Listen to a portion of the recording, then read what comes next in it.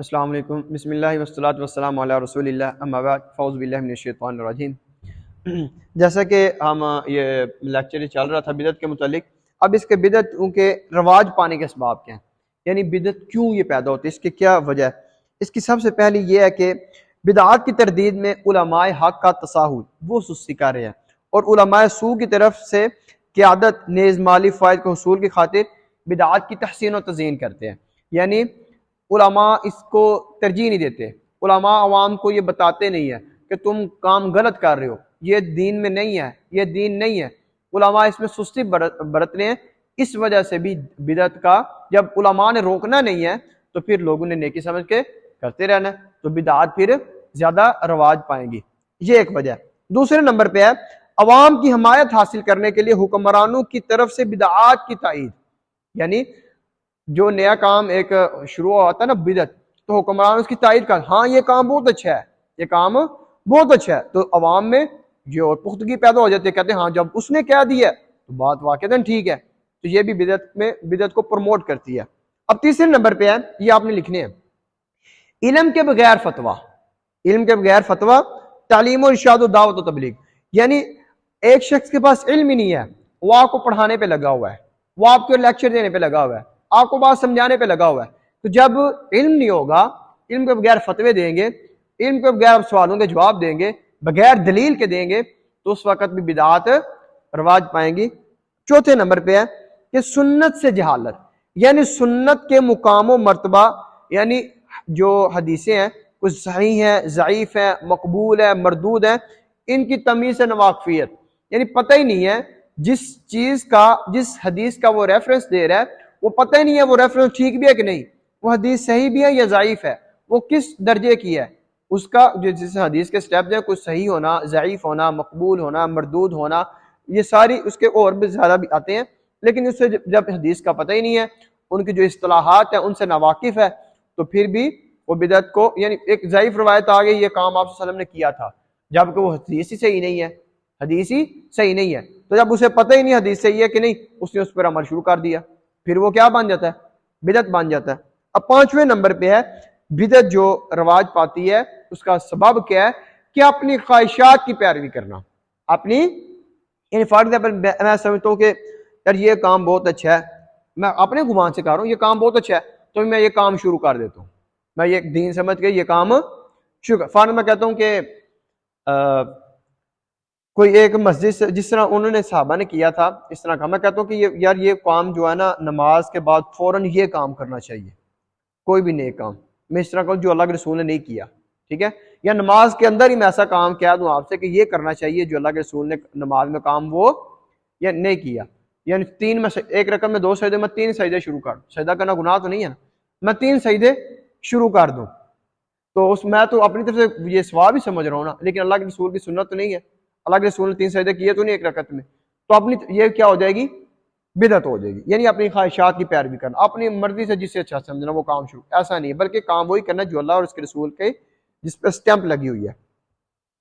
اب ایک میں عصر حاضر میں، جو موجودہ دور میں بدعتیں ہیں ان کے چند مظاہر ہیں، وہ آپ کو میں بتا دیتا ہوں، لیکن لکھنے جو ابھی نہیں لکھنے، میں آپ کو نا یہ ایک تحریر سینڈ کر دوں گا یہ والی، تو آپ نے سیم وہی کاپی کر کے لکھ لینے ہیں، ٹھیک ہے، کیوں لکھنے ضرور ہے، کیوں تو اس سے پہلے یہ بات ذرا سن لیجئے، یہ میرے بتانے سے کئی ایسے بھی ہوں گے جنہوں نے سمجھنا ہے کہ یہ پتہ نہیں سر کس طرف جا رہے ہیں یا کیا کر رہے ہیں، تو میں جو باتیں بتانے لگا ہوں یہ نہ قرآن میں ہے نہ حدیث میں ہے، جو بدعتیں شروع کی ہوئی ہیں آج کل کے زمانے میں، وہ کون کون سی ہے؟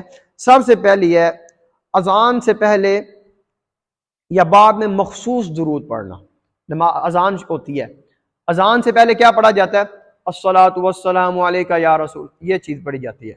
اب اس کا میں یہ دعویٰ کرتا ہوں، چیلنج کرتا ہوں، قرآن سے، حدیث سے، کہیں سے بھی دکھا دیں نبی کریم صلی اللہ علیہ وسلم نے، صحابہ میں سے کسی نے، یا ائمہ میں سے، اماموں میں سے کسی نے اذان سے پہلے یہ درود پڑھا، یہ درود وہ اپنی طرف سے کیا سمجھ کے کر رہے ہیں؟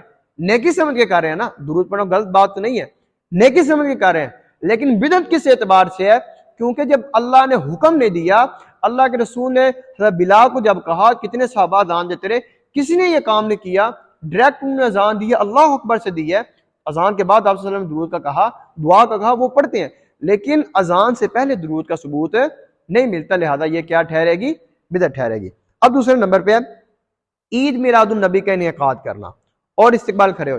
عید میلاد النبی، عید کا نام دے دیا گیا۔ اللہ تعالیٰ فرماتے ہیں قرآن میں، حدیث میں آپ صلی اللہ علیہ وسلم فرمایا مسلمانوں کی خوشی کے لیے اللہ تعالیٰ نے 2 دن مقرر کی ہیں، عید الفطر اور عید الاضحیٰ، تو یہ 2 عیدیں ہیں۔ اب ہم نے اس کو عید کو دے دیا۔ میلاد کہتے ہیں پیدائش کو، برتھ، ٹھیک ہے؟ تو النبی نبی کریم صلی اللہ علیہ وسلم کی یعنی برتھ پہ، ان کی پیدائش پہ، آپ صلی اللہ علیہ وسلم کی پیدائش پہ خوشی کیوں نہیں ہونی چاہیے؟ ہونی چاہیے، لیکن وہ ایک دن مخصوص کر کے آپ صلی اللہ علیہ وسلم سے محبت کرنا یہ غلط بات ہے۔ آپ صلی اللہ علیہ وسلم سے محبت کا تقاضا ہے کہ 12 مہینے محبت کی جائے، ایک دن کی محبت کی آپ صلی اللہ علیہ وسلم کو ضرورت نہیں ہے، بلکہ پورا سال آپ صلی اللہ علیہ وسلم کی سنتوں پر عمل کر کے محبت کر کے دکھائی جائے۔ یہ کیا ہوا کہ ایک دن ہم نے اللہ کے رسول کی وہ دن بھی مقرر نہیں ہے، کنفرم نہیں ہے کہ وہ 12 ربیع الاول ہی ہے، کیونکہ یہ وفات کا دن بھی کہا جاتا ہے کہ اب 12 ربیع الاول وفات کا دن ہے، 9 پیدائش کا، اس میں اختلاف ہے۔ جب اس میں اختلاف ہے، جب پتہ ہی نہیں ہے، تو سب سے بڑی بات ہے بدعت اس اعتبار سے ہوگی کہ نبی کریم صلی اللہ علیہ وسلم کے زمانے میں صحابہ کرام نے آپ صلی اللہ علیہ وسلم کی یہ عید میلاد النبی نہیں منائی، صحابہ کے بعد تابعین نے نہیں، تبع تابعین نے بھی نہیں، ائمہ محدثین کسی امام نے بھی یہ عید میلاد النبی، یہ تو بس کچھ سالوں پہلے کی یہ ایجاد ہے، تو اس لیے یہ کیا ہوگی؟ بدعت ہوگی، کیونکہ صحابہ ہم نے زیادہ محبت ہی ہے صحابہ کو، کس کو زیادہ محبت تھی؟ آپ صلی اللہ علیہ وسلم سے صحابہ کو محبت، جب ان نے کام نہیں کیا تو ہم کون ہوتے ہیں یہ کام کرنے والے؟ ٹھیک ہے، خوشی ان کی پیدائش کی تھی، لیکن ہم ان پر ایک دن مخصوص کر کے یہ کام نہیں کر، محافل کریں، ہر روز کریں، درود کی محافل کریں، یہ سب سے بہترین آپ صلی اللہ علیہ وسلم کو ایک وش کرنے کا طریقہ ہے کہ آپ کیا کریں؟ ان پر درود پڑھیں، ڈیلی پڑھیں۔ اب آگے تیسرے نمبر پہ اونچی آواز سے مخصوص الفاظ کے ساتھ نماز کی نیت کرنا یا روزہ رکھنے کی نیت کرنا۔ جب نماز شروع کرتے ہیں منہ قبلہ کی طرف، پیچھے سے امام کے 4 رکعت، یار اللہ کو نہیں پتا، میں نے کیا بتایا تھا کہ نبی کریم صلی اللہ علیہ وسلم انما الاعمال بالنیات، کہ اعمال کا دار و مدار کس پر ہے؟ نیتوں پر ہے، تو جب ہے ہی نیتوں پر، پھر ہم منہ سے کیوں کریں؟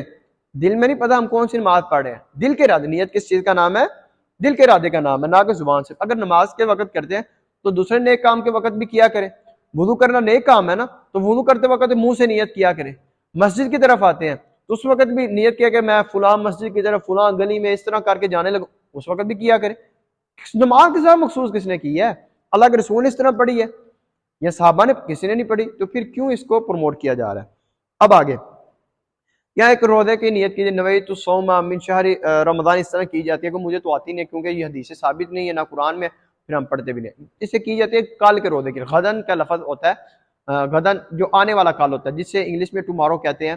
تو اس طرح جب آپ اگلے روزہ اس دن رکھ لیں، اگلے دن کی آپ کیوں نیت کر رہے ہیں؟ اب آگے ایک اور چیز ہے، چوتھے نمبر پہ آپ کیا لیں، جو کوئی بندہ فوت ہوتا ہے اس وقت کل اس کا 7واں کیا جاتا ہے یا 10واں کیا جاتا ہے یا کوئی 40واں کیا جاتا ہے، 21واں کیا جاتا ہے یا کوئی 11ویں کی جاتی ہے۔ اب اس کا ثبوت دکھائیں نا کہاں پہ؟ ہم کیا کر رہے ہیں؟ اس مردے کے اصالہ ثواب کے لیے، اس کا ثواب پہنچانے کے لیے۔ اب بتائیں کل کا کہاں پہ ہے؟ اللہ کے رسول صلی اللہ علیہ وسلم کی زندگی میں ان کے بیٹے فوت ہوئے، آپ صلی اللہ علیہ وسلم کی بیٹی فوت ہوئی جو عثمان کی بیوی تھی، وہی فوت، اور دوسرے صحابہ فوت ہوئے۔ اللہ کے رسول صلی اللہ علیہ وسلم نے ایک دفعہ بھی کہا ہو کہ تم ان کا کل کرو، 7واں کرو، 10واں کرو، 21واں کرو، 40واں کرو؟ جب اللہ کے رسول نے نہیں کیا، انہوں نے حکم نہیں دیا، بعد میں صحابہ نے نہیں کیا، تابعین نے نہیں کیا، اماموں نے کیا، تو آج کے دور میں ہم آ کے یہ کام شروع کر دیں کہ ہم یہ نیکی سمجھ کے کر رہے ہیں، اس کی طرف اصالہ ثواب کر رہے ہیں؟ یہ کیسا اصالہ ثواب ہے جو اللہ کے رسول نے کام نہیں کیا؟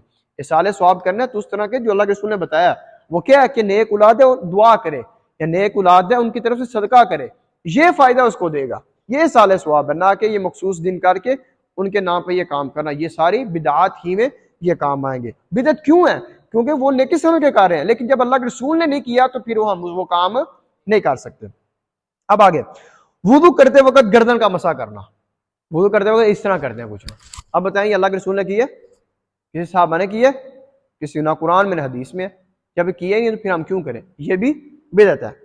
اب نماز فجر سے پہلے اٹھ کر، جو آج کل کی میں باتیں کر رہا ہوں، نماز فجر سے پہلے اٹھ کر سپیکروں میں اللہ کی گردانیں پڑھنا، وہ ہوتا ہے صبح فجر سے پہلے نا اسپیکر کھولے ہوتے ہیں اللہ اللہ اس طرح کے یار یہ کیسے ہے بھائی؟ یہ صحابہ نے کیا، اللہ کے رسول نے حکم دیا کہ تم فجر سے پہلے اٹھ کے اس طرح کام کرو، دوسروں کی نیندیں حرام کرو. اپنی طرف سے تو اللہ نیک کام ہے نا، اللہ وہی اللہ ہے وہی اللہ ہے. یہ تو تسبیح کہیں سے ملتی نہیں ہے. آتے لا الہ الا اللہ یہ آتی ہے، یہ پڑھے سبحان اللہ پڑھے الحمدللہ پڑھے اللہ اکبر پڑھے اللہ اللہ یہ پڑھتے رہے. یہ کیسے؟ یہ بھی بدعت ہے. صبح صبح اٹھ کے اسپیکروں میں اب پورے محلے کو ڈسٹرب کیا ہوا ہے، جبکہ یہ اللہ کے رسول کا حکم ہو پھر بھی ہے، وہ حکم نہیں ہے پھر یہ بدعت میں ہی شمار ہوگا. اور ہر جمعرات کو غلو پر مبنی شرکیہ نعتیں پڑھنا، یعنی پتہ ہی نہیں ہوتا کہ ہم الفاظ کیا کہہ رہے ہیں. ہم اللہ کے رسول کو اللہ کے ساتھ ملا رہے ہوتے ہیں، اللہ کے رسول کو اللہ کے ساتھ ملا رہے ہوتے ہیں. وہ ایک پتہ بھی ایک شعر بھی بنا ہوا کہ محمد کا پکڑا چھڑایا نہ جائے، یہ اس طرح کا بنا ہوا ہے، یعنی محمد صلی اللہ علیہ وسلم جسے پکڑنے اس کو چھڑا نہیں سکتے، اس طرح کی بنائی ہوئی، یعنی اللہ کے ساتھ ملا رہے. تو یہ بہت ہی غلط بات ہے. آپ کو کمپیریزن کرنا ہے، اللہ اور ہے محمد صلی اللہ علیہ وسلم اور ہے. اللہ کی ذات بلند ہے سب سے، اس سے کامتا ہے وہ محمد صلی اللہ علیہ وسلم. ہم اللہ کے رسول کو اللہ کے ساتھ نہیں ملا سکتے.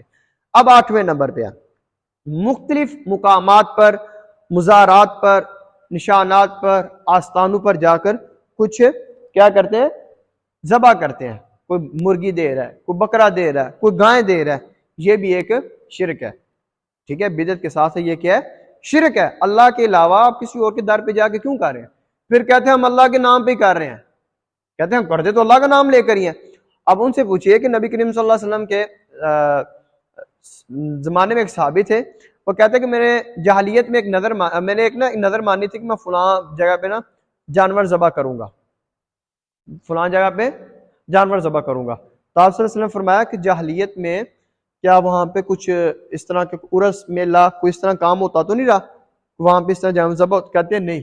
پھر اللہ کے رسول نے فرمایا ٹھیک ہے جا کے تم کر لو. اب اس سے کیا پتہ چلتا ہے کہ اگر وہاں پہ کوئی اس طرح کی جاہلیت والا کام ہوتا تو آپ صلی اللہ علیہ وسلم نے اس سے کیا کرنا تھا؟ منع کر دیا. فرمایا وہاں پہ ایسی چیز نہیں ہے، پھر تم کر سکتے ہو. اب آگے 9ویں نمبر پہ ہے اجرت پر قرآن خوانی کروانا. پیسے دیے مسجد والوں کو، تو قاری صاحب کو بچوں کو بھیجے گھر میں آ کے قرآن پاک پڑھ دیں. اب بچے کیا پڑھتے ہیں پتہ آپ کو؟ ہم تو مدارس میں رہے ہیں، جا کر گپے لگائیں کیا کیا پڑھا، تو یہ دھوکہ دیا ہوا ہے. ان بچوں نے بھی کھانے پینے کا ذریعہ ہے، کیا ہے؟ کھانے پینے کا ذریعہ، انہوں نے جا کھانا پینا ہے تو بس یہی کام کرنے ہیں. تو یہ بھی جائز ہے. قرآن خوانی کرنی ہے خود کریں. اللہ کے رسول فرماتے ہیں تقرؤ سورۃ البقرہ فإن الشیطان لا تدخلوا، تم اپنے گھروں میں سورۃ بقرہ کو پڑھا کرو، کیونکہ جس گھر میں سورۃ بقرہ پڑھی جاتی ہے اس گھر میں شیطان داخل نہیں ہوتا. ٹھیک ہے، تو اللہ کے رسول نے حکم دیا خود پڑھے. یہ نہیں فرمایا کہ باہر سے بلا. کچھ اپنے گھروں میں یاسین بلا کے پڑھاتے ہیں کہ نیا گھر بنایا یا کچھ ایسے ہو گیا، گھروں میں یاسین بلا کر دعوتیں کی جاتی. یہ کام درست نہیں ہے قرآن خوانی کروانا. اب کہتے ہیں ختم کے خلاف کیوں ختم کے خلاف؟ اس لیے کیونکہ آپ اس میں جو عمل کریں وہ غلط ہے. قرآن خوانی کروا رہے ہیں، کیا کیا کروا رہے ہیں؟ اللہ کے رسول نے یہ کام کیے، صحابہ نے کیے. اب میں یہ لیکچر ریکارڈ کروں، کسی بات سے بھی آپ کو اختلاف ہو ضرور سوال کریں، انشاءاللہ میں اس کا ضرور جواب دوں گا. اب آگے 10ویں نمبر پہ شب معراج یا شب برات، یہ اس کو مخصوص کر کے ان راتوں کو عبادت کرنا، مجلس منعقد کرنا. اب بتائیے کہ اللہ کے رسول نے کی ہے؟ اللہ کے رسول کی زندگی میں کتنی دفعہ ہے شب معراج؟ جب سب معراج پہ گئے تھے صحابہ کی زندگی میں انہوں نے یہ کام کیے. جب انہوں نے کیے تو ہم کون ہوتے ہیں کرنے والے؟ یہ بدعات میں آئیں گے. اب آگے ماہ رجب میں ایک اور بھی کہا جاتا ہے کہ وہ رجبی کنڈے جو بنانا، یہ سارے کام کرنا، یہ بھی بدعت میں آئے گا. اب آگے عشرہ محرم میں، یہ محرم حرام کے پہلے عشرے میں، اس وقت حضرت امام حسین رضی اللہ تعالیٰ کی نظر و نیاز کرنا، سبیلے لگانا، ماتم کرنا، یہ بھی بدعات ہے. یہ کام اللہ کے رسول کے دور میں یہ بعد میں بھی صحابہ نے یہ کام نہیں کیے، آج کل کے دور میں. اسی طرح نبی کریم صلی اللہ علیہ وسلم کا نام سن کر درود پڑھنے کے بجائے کیا کرنا؟ انگوٹھے چومنا. آپ صلی اللہ علیہ وسلم کا نام سن کر درود پڑھنا چاہیے نا، بلکہ کیا کرنا؟ انگوٹھے چومنا، یہ بدعت ہے. اور اسی طرح بدعات میں کہ محرم کے مہینے میں اور سفر کے مہینے میں شادی سے پرہیز کرنا. کہتے ہیں کہ یہ نحوست کے مہینے ہیں. سفر کے مہینے کو کیا کہا جاتا ہے؟ کہ منحوس مہینہ ہے، اس کو منحوس کہتے ہیں، تو پھر اس میں شادی نہیں کرتے. اب آگے من گھڑت روایات اور موضوع جو درود ہے ان کو مخصوص کرنا، یعنی من گھڑت اور موضوع درود، اپنی طرف سے کوئی درود بنا لیا وہ آپ صلی اللہ علیہ وسلم پر پڑھنا، جو ثابت ہے اس کو چھوڑ کر اپنی طرف سے درود پڑھنے لگ گئے، یہ بھی بدعت ہے۔ بدعت وہ درود وہی پڑھنا چاہیے جو اللہ کے رسول نے بتایا، حدیث میں آتا ہے۔ اب اسی طرح نماز کے بعد اجتماعی دعا مانگنا، اس کا ثبوت بھی ہمیں نہیں ملتا۔ اسی طرح قبروں پر قرآن خوانی کرنا، قرآن خوانی یا اذان کہنا، یہ بھی ثابت نہیں ہے۔ آج کل ہوتا ہے کہ دفن کے ساتھ ہی اذان کہی جاتی ہے، یا کئی عورتوں کو آپ دیکھتے ہیں قبر میں جا کے یاسین پڑھ کے آگے پڑھ، یہ ساری بدعت ہے۔ اللہ کے رسول نے حکم نہیں دیا، نہ ہی یہ کام کیے خود ہی۔ اسی طرح بچے کی ولادت پر دروازے پر درختوں کے پتے باندھنا، یہ بھی بدعت ہے، یہ بھی اللہ کے رسول صلی اللہ علیہ وسلم سے یہ کام ثابت نہیں ہے۔ اب اس کے اثرات کیا ہیں بدعت کے؟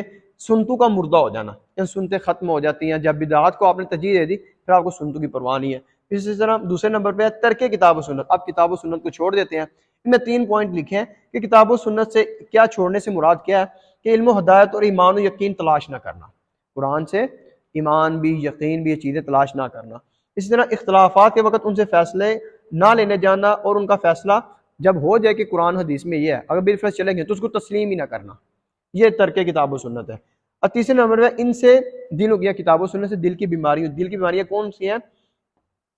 شبہات، شہوات وغیرہ کے علاج کی کوشش نہ کرنا، قرآن و سنت سے اپنی خواہشات کو کیسے کنٹرول کریں، اپنی جو یہ اب شبہات ہیں ان کو کیسے حل کریں، یہ کوشش ہی نہ کرنا، یہ قرآن و سنت کو چھوڑ دینا، تو یہ بدعت کے برے اثرات پڑتے ہیں، یعنی بدعت کے برے اثرات ہیں دین پر۔ اب اس کے اثرات جو انسانی زندگی پر پڑتے ہیں وہ کیا ہے کہ اختلافات و فرقہ بندی ہوتی ہے، ٹھیک ہے؟ یعنی اب جب بدعت آپ نے اپنا لی ہے، ایک مسلک نے وہ اپنا لیا، ایک نے وہ اپنا لیا، ایک وہ اپنا لی، تو سارے کیا ہو گئے؟